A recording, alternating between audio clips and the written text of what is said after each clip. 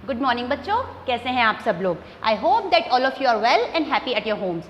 बच्चों, जैसा कि हम हमारी क्लासेस ऑनलाइन क्लासेस के माध्यम से अपनी स्टडीज़ को बहुत अच्छे से पढ़ रहे हैं, तो आइए हम आज की क्लास में आपको एक नया टॉपिक समझाते हैं।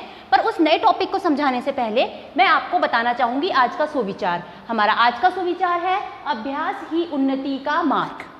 कहने का तात्पर्य ये है कि आप जिस चीज़ को जितना ज़्यादा प्रैक्टिस आउट करोगे, जिस चीज़ को जितना ज़्यादा ज्ञान प्राप्त करने की कोशिश करोगे, जिस चीज़ की जितनी ज़्यादा प्रैक्टिस करोगे, वो चीज़ आपको उतनी ही ज़्यादा अच्छे से प्राप्त होगी, उतनी ही ज़्यादा अच्छी तरीके से आप उस चीज़ में एक्सपर्ट होंगे। जैसे मान लीजिए अगर आप मैथ सब्जेक्ट की स्टडीज़ करते हैं, उसका अगर आप मैथ्स की एक्सरसाइज का रेगुलरली अभ्यास करते हैं तो आपका मेंटल लेवल बढ़ता है। अगर आप हिंदी और इंग्लिश सब्जेक्ट की बहुत अच्छी तरीके से प्रैक्टिस करते हैं तो आपकी वोकैबुलरी स्ट्रांग होती है। अगर आप अपने किसी भी सब्जेक्ट को अपने पूरा मन लगाकर उसका प्रैक्टिस करते हैं तो आपको वहाँ पर बहुत अच्छा रिजल्ट मिलता है।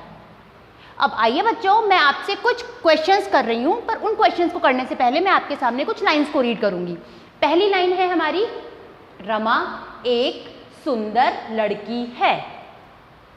दूसरी लाइन है, वह बहुत समझदार है। तीसरी लाइन है हमारी, आम फलों का राजा है। चौथी लाइन है हमारी, यह बहुत रसीला होता है। पांचवी लाइन है, रमा राधा बहुत सुंदर नृत्य करती है। इन पांचों की पांचों लाइन्स में बच्चों मैं आपको देखिए एक चीज बता रही हूं। यहां पर मैंने कुछ नाम लिखे हैं, रमा, आम, फल, राधा। बच्चों ये जो शब्द हैं, कुछ शब्द मैंने बताई, देखिए आपको, रमा, राधा और आम। बच्चों ये क्या है? ये रमा और राधा ये क्या है बच्चों? ये है किसी व्यक्ति या किसी इंसान का नाम। आम क्या है? फलों का नाम है। तो कहने का मतलब ये है कि व्यक्ति या किसी भी प्रकार की जो वस्तु है इसकी, और मैं जैसे बहुत सारे नाम लिखूं तो दिल्ली, मुंबई, ये जो कुछ नाम हैं, कहने का मतलब किसी व्यक्ति, किसी वस्तु या किसी स्थान, इन सब के नाम को हम कॉमनली क्या कहते हैं? इन सब के नाम को हम कॉमनली कहते हैं संज्ञा। क्या कहते हैं? संज्ञा। अब संज्ञा के बाद में अब मैं आपको दोबारा से इन्हीं 5 लाइंस की तरफ दोबारा से लेके आती हूं। वह, यह, यहां पर यह, वह, यह, वह, वे, ये सब क्या है बच्चों? यहां पर देखिए, रमा के स्थान पर कौन सा वाला शब्द मैं दोबारा से यूज कर रही हूं लाइन को रिपीट करने के लिए? वह। आम के स्थान पर मैं इसी को दोबारा रिपीट करने के लिए कौन सा वाला शब्द ले रही हूं? यह। तो कहने का मतलब यह है कि वह, यह, वे, ये सब क्या है? ये सब संज्ञा के स्थान पर काम आ रहे हैं। तो यानी जो शब्द संज्ञा के स्थान पर काम आता है उसे हम क्या कहते हैं? उसे हम कहते हैं सर्वनाम। तो कहने का मतलब ये हुआ कि ये क्या हुआ? ये है सर्वनाम।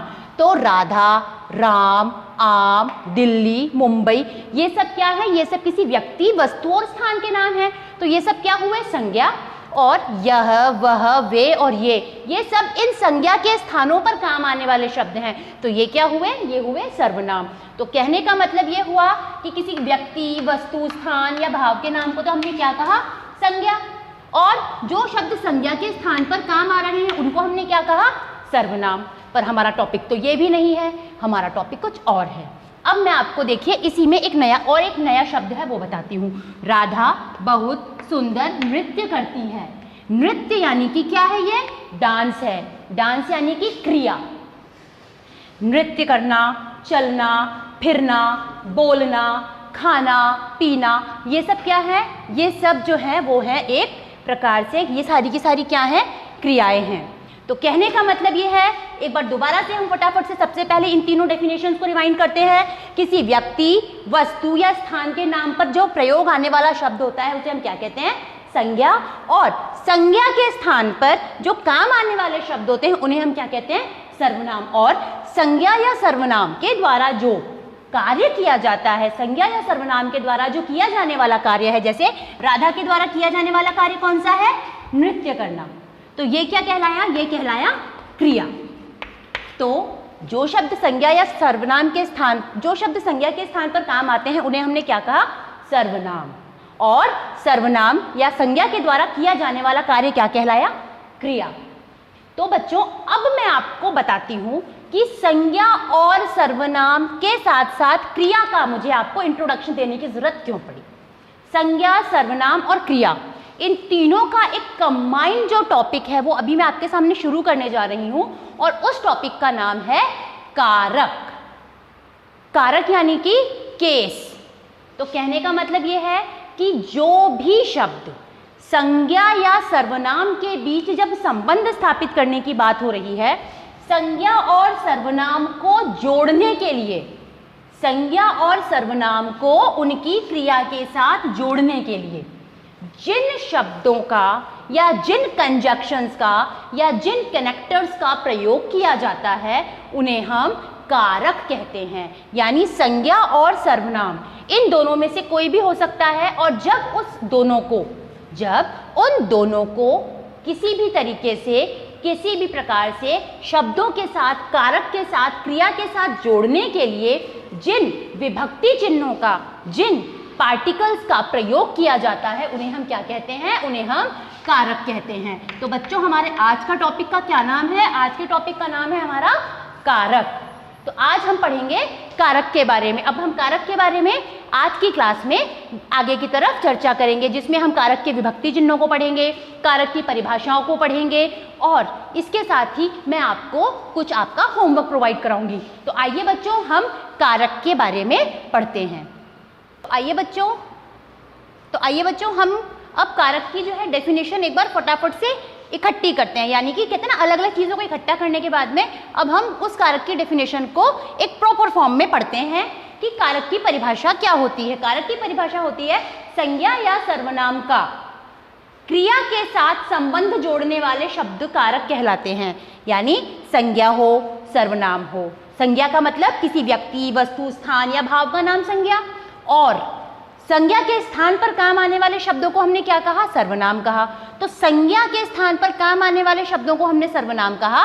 तो संज्ञा या सर्वनाम का क्रिया के साथ संबंध जोड़ने वाले, और क्रियाएं कौन सी? जो संज्ञा या सर्वनाम के द्वारा की जा रही हैं, चाहे वो चलने की क्रिया हो, चाहे वो खेलने की क्रिया हो, चाहे वो खाने की क्रिया हो, चाहे वो सोने की क्रिया हो, चाहे वो पढ़ने की क्रिया हो, किसी भी प्रकार की क्रिया को। तो कहने का मतलब संज्ञा या सर्वनाम का क्रिया के साथ संबंध जोड़ने वाले शब्द क्या कहलाते हैं? कारक। तो हमारा आज का टॉपिक जो है वो कारक है, जिसके अंतर्गत हमने कारक की परिभाषा को समझा। तो एक बार दोबारा से कारक की परिभाषा रिवाइंड करते हैं। संज्ञा या सर्वनाम का क्रिया के साथ संबंध जोड़ने वाले शब्द कारक कहलाते हैं। अब जिस तरह से बहुत सारी तरीके की वैरायटीज होती हैं, बहुत सारे तरीके के प्रकार होते हैं, ठीक उसी प्रकार से कारक के भी कुछ प्रकार हैं या कुछ कारक होते हैं। हम यूँ कह सकते हैं कुछ कारक होते हैं जिनमें से अभी मैं आपको जो आज की क्लास में कारक पढ़ा रही हूँ वो कारक कौन कौन से हैं। वो कारक निम्नलिखित हैं। पहला कर्ता कारक, दूसरा कर्म कारक, तीसरा करण कारक, चौथा संप्रदान कारक और पांचवा अपादान कारक। इन कारकों के कुछ विभक्ति चिन्ह हैं। जैसे आपकी मेरी कुछ पहचान होती है, ठीक इसी प्रकार से इन कारकों की भी कुछ पहचान है, इन कारकों के भी कुछ विभक्ति चिन्ह हैं। वो जो विभक्ति चिन्ह है वो इन कारकों की पहचान है। तो कर्ता कारक का विभक्ति चिन्ह होता है ने, यानी काम को करने वाला क्या कहलाता है? कर्ता। क्रिया को करने वाला क्या कहलाता है? कर्ता। और कर्ता के बाद में हम बात करते हैं कर्म। कर्ता यानी कि जिसने काम किया है, उस काम करने वाले के द्वारा जो काम किया जा रहा है उसे हम क्या कहते हैं? कर्म। उसके बाद में वो कर्म यानी जो कारक का जो कर्ता है, जो वो कर्म कर रहा है, वो कर्म किस प्रकार से कर रहा है वो उसे क्या कहते हैं? हम उसे कहते हैं करण, यानी वो होता है करण कारक। फिर आती है बात संप्रदान कारक के लिए।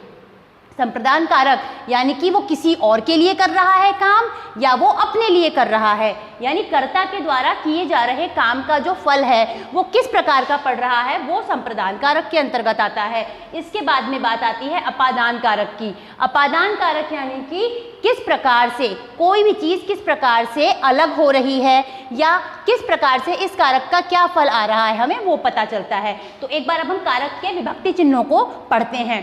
कर्ता ने यानी कि काम करने वाले जो कर्ता होते हैं, काम करने वाला जो व्यक्ति है, कर्म करने वाला जो व्यक्ति है, उसने जिस कार्य को किया है उस कार्य को करने के लिए उसने अपना 100% दिया है। जैसे मैं आपको पढ़ा रही हूँ तो अध्यापिका ने यानी मैंने, अध्यापिका ने बच्चों को कक्षा में पढ़ाया।